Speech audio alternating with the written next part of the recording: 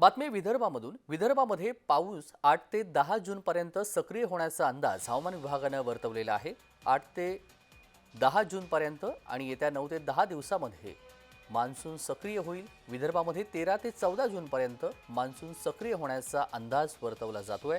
13 ते 14 जूनपर्यंत पश्चिम विदर्भामध्ये मान्सून सक्रिय होण्याचा अंदाज आहे। तेजस मोहतुरे आपले प्रतिनिधी जोडले गेलेले आहेत। तेजस, विदर्भामध्ये 9 ते 10 दिवसांमध्ये मान्सून सक्रिय होण्याची चिन्ह आहेत, सविस्तर। नक्कीच जर आपण बघितलं असेल तर मान्सून विदर्भात सक्रिय होण्यासाठी आणखी 9 ते 10 दिवस वाट पाहावी लागणार आहे आणि त्यासोबत विदर्भात 13 ते 14 जून पर्यंत मान्सून सक्रिय होण्याचा अंदाज जो आहे तो हवामान खात्याने व्यक्त केलेला आहे। 28 मे रोजी गडचिरोलीत पोहोचलेला मान्सून 8 दिवसावरून तिथेच खोळंबलेला आहे आणि सध्या जर परिस्थिती बघितली असेल तर कधी ऊन तर कधी ढगाळ वातावरण सध्याच्या परिस्थितीत नागपूरसह विदर्भात दिसत आहे। 13 आणि 14 जूनला पश्चिम विदर्भातील यवतमाळ सोबतच अमरावती असेल, अकोला असेल या जिल्ह्यात मान्सून सक्रिय होण्याचा अंदाज व्यक्त करण्यात आला हवामान खात्याकडून।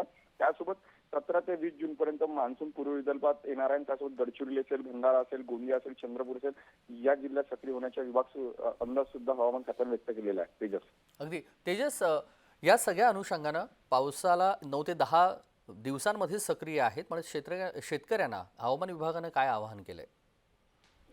शेतकऱ्यांना हवामान विभागाने हेच केलं आहे की जे काही आता मोठ्या प्रमाणात पूर्व विदर्भात जर बघितलं असेल तर मोठ्या प्रमाणात सोयाबीन किंवा कापसाची लागवड, त्यासोबतच जर बघितलं असेल तर धानाची सुद्धा लागवड केली जाते पावसाळी। त्या अनुषंगाने शेतकऱ्यांनी तज्ञांकडूनच जे काही आहे ते माहिती घेऊनच त्यांनी लागवड करावी अशा प्रकारची माहिती सुद्धा दिली आहे। मात्र अनेक शेतकऱ्यांनी जर बघितलं असेल तर ज्याप्रमाणे मेच्या दुसऱ्या आठवड्यात जेव्हा पाऊस पडला तेव्हा अनेक शेतकऱ्यांनी आपल्या शेतात पेरणीला सुरुवात केली होती। मात्र याचा जो फटका अनेक शेतकऱ्यांना बसला अवकाळी पावसाच्या, त्यामुळे शेतकऱ्यांना आव्हान जे कृषी विभागाने केलं आहे की तज्ञांकडून किंवा कृषी विभागाकडून जेव्हा आव्हान करण्यात येईल तेव्हाच तुम्ही आपल्या शेतात पीक लावण्याचे आव्हान त्यांना केलेले आहे।